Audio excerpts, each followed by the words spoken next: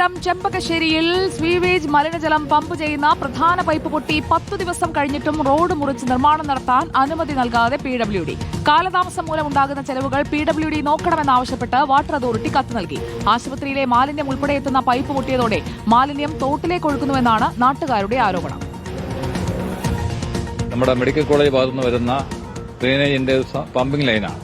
ആ ലൈൻ ഇവിടെ പൊട്ടി റോഡിന് അടിയിലുള്ള മണ്ണും എല്ലാം കൂടെ പുറത്തേക്ക് ചാടി ഭയങ്കരമായിട്ട് വെള്ളപ്പൊക്കമായി ഒഴുകിക്കൊണ്ടിരിക്കുകയാണ് മലിനജലം. അപ്പോൾ നാട്ടുകാരെല്ലാം വിളിച്ചു, എന്നോട് സംസാരിച്ചു. PWD അനുമതി തരികയാണെങ്കിൽ അത് ചെയ്യാമെന്ന് പറഞ്ഞു. ഞാൻ PWD AXE വിളിച്ച് സംസാരിച്ചു. അപ്പോൾ MLA പറയണമെന്ന് പറഞ്ഞു. MLAയോട് പറഞ്ഞു. MLA അന്ന് സംസാരിച്ചിട്ടാണ് ആദ്യം അനുമതി കിട്ടിയത്. അപ്പോൾ അവർ വന്ന് ആദ്യം പൊട്ടിയ പൈപ്പ് ലൈൻ മാറ്റി. ഒരു പൈപ്പാണ് പൊട്ടിയത്. ആ പൈപ്പ് പൊട്ടിയിട്ട് മാറ്റിയിട്ട് അവർ വീണ്ടും പമ്പിംഗ് തുടങ്ങിയപ്പോൾ അടുത്ത പൈപ്പ് പൊട്ടി. പിന്നെ കഴിഞ്ഞ ആഴ്ചയാണ് അവർ അനുമതിക്ക് വേണ്ടി അപേക്ഷ കൊടുത്തിരുന്നു. അനുമതി പേപ്പറിൽ കിട്ടിയിട്ടില്ല.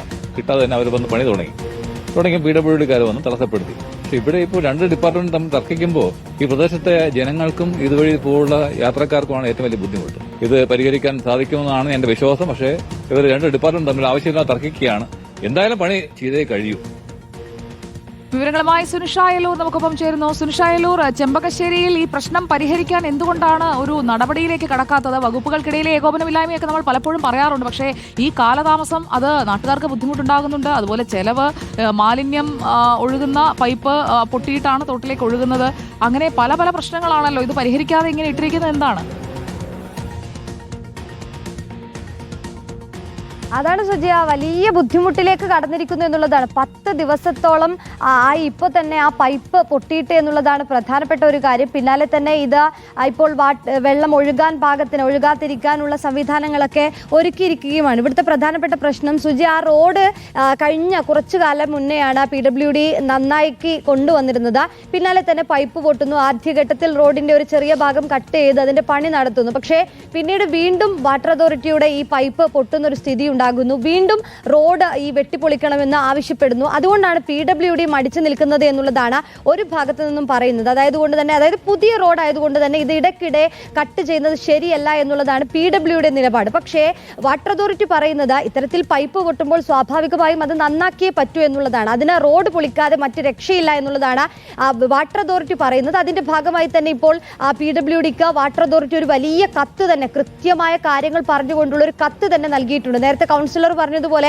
രണ്ട് വകുപ്പുകൾ തമ്മിലുള്ള ഏകോപനമില്ലായ്മ, ആ തർക്കമാണ് ഇപ്പോൾ സാധാരണക്കാരായ ആളുകൾ സഹിക്കേണ്ടി വരുന്നത് എന്നുള്ളതാണ് ഇതിലേറെ പ്രധാനപ്പെട്ട കാര്യം. അതായത് 10 ദിവസത്തോളമായി ഇപ്പോൾ ഈ പൈപ്പ് പൊട്ടിയിട്ട്, അതുകൊണ്ട് തന്നെ പലയിടത്തു നിന്നുമുള്ള മാലിന്യജലം വരുന്ന ഇടമാണ്. അതുകൊണ്ട് തന്നെ ഇപ്പോൾ മലിനജലത്തിന്റെ നിർമ്മാർജ്ജനം നടക്കുന്നില്ല എന്നുള്ളതാണ് ഒരു പ്രധാനപ്പെട്ട കാര്യം. മറ്റൊന്ന്, ഈ ഒഴുക്ക് തടസ്സപ്പെടുത്തിയത് കൊണ്ട് തന്നെ ഈ പൈപ്പിലേക്ക് മറ്റു ഖരവസ്തുക്കളൊക്കെ അടിഞ്ഞുകൊണ്ട് ഓരോ പൈപ്പിന്റെ ഭാഗങ്ങളിലും ഇപ്പോൾ ബ്ലോക്കേജ് ഉണ്ടായിക്കൊണ്ടിരിക്കുന്നു എന്നുള്ളതാണ് ഈ വാട്ടർ അതോറിറ്റി നൽകിയിരിക്കുന്ന കത്തിൽ പറയുന്നത്. ഒപ്പം തന്നെ ആശുപത്രിയിൽ നിന്നുള്ള മാലിന്യം അടക്കം എത്തുന്ന സ്ഥലമാണ്. സ്വാഭാവികമായും 10 ദിവസത്തോളമായി ഈ പൈപ്പിലൂടെ വെള്ളം വന്നിട്ട് എന്ന് പറയുമ്പോൾ, മലിനജലം ഒഴുകിയിട്ട് എന്ന് പറയുമ്പോൾ ഈ ആശുപത്രികളിലെ മലിനജലം എവിടേക്ക് പോകുന്നു എന്നൊരു ചോദ്യം കൂടിയുണ്ട്.